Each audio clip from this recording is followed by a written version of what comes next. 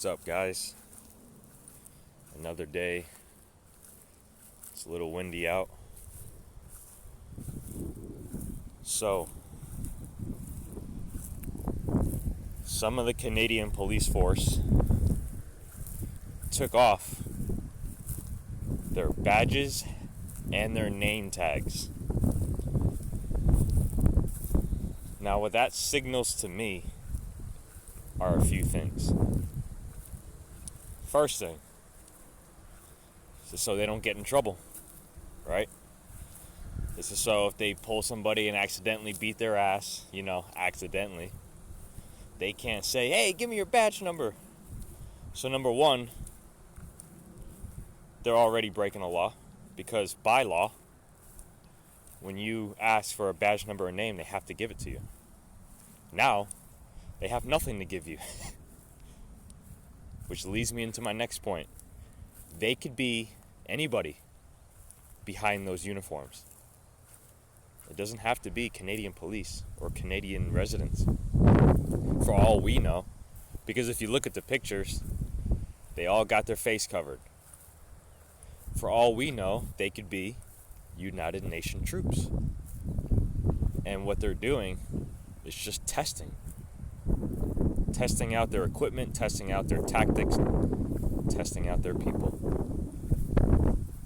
Because remember, it is always different when you're not at home. For example, if, let's say, National Guard members, because this is true, let's say National Guard members got deployed to different states for training exercises, correct?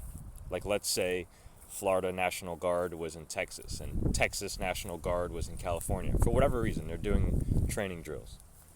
And let's just say that it all collapsed right then and there while the troops were in different states.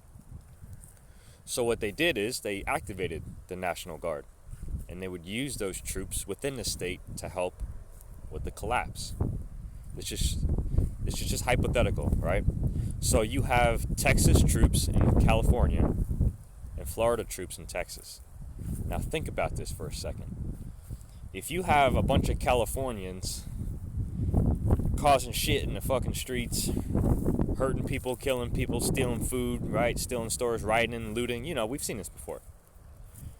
Do you think the Texas National Guard will be like, oh, we're nice and peaceful and we're just here to help?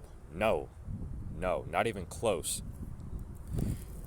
We do have tribalism here in the United States, meaning the Texas National Guard in California will be like, well, this is not my people.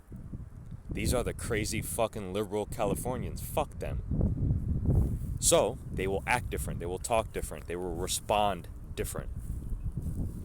I mean, for fuck's sakes, I'm in Florida, and every winter, it's like clockwork. Every winter we see New York, Canada, New Jersey, Connecticut, Maryland. We see all those license plates down here, and it gets so busy, extremely busy. The traffic, honestly, is the most stressful thing. Honestly, is getting on the road. It's so stupid. But we do have a form of tribalism, because when the winter comes around, the Floridians will say, oh, get these New Yorkers out of here. Fuck these guys, man. Get them out of, whatever. Yeah, we're kind of fucking around, but at the same time, we're not. So, let's put that into perspective for the Canadian people or the Canadian police force that do not have badges or names. Let's say that they are from the United Nations. They are not locals. They don't care about you. They don't care about what you stand for and what you represent. They're just there doing another job, and they're foreign boots on the ground. It's the same thing overseas. When we get deployed overseas, we are in their home territory, so we don't give a fuck about you and what you do in your home, right? It's sad to say, but it's true. So now we have these unnamed and unbadged officers ready to commit violence.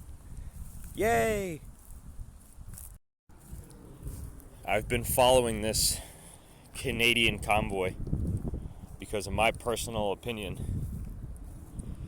it is the pivot point. It is something that we need to look out for.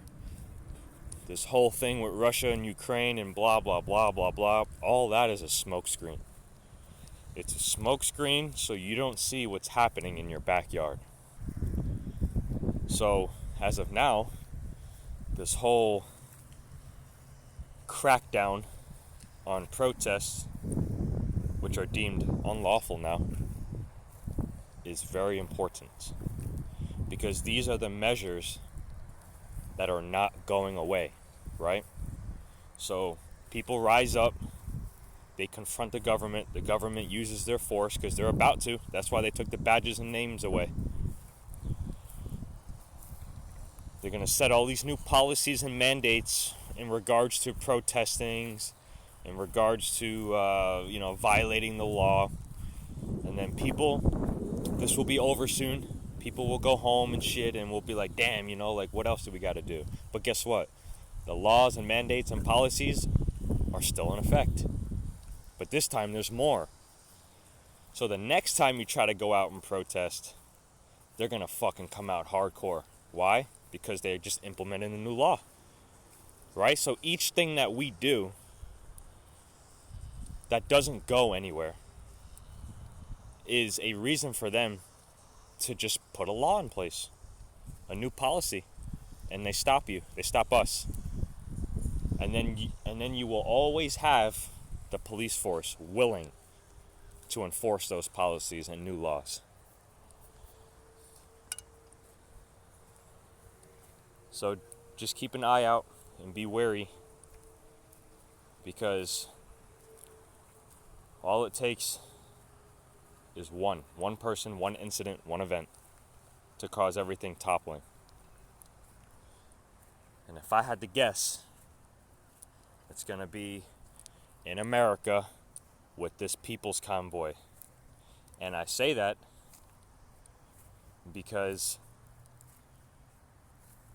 these Democrats and liberals keep pushing for this January 6th committee to keep probing all this nonsense and blah, blah, blah, blah, blah. That whole thing was a fucking stage.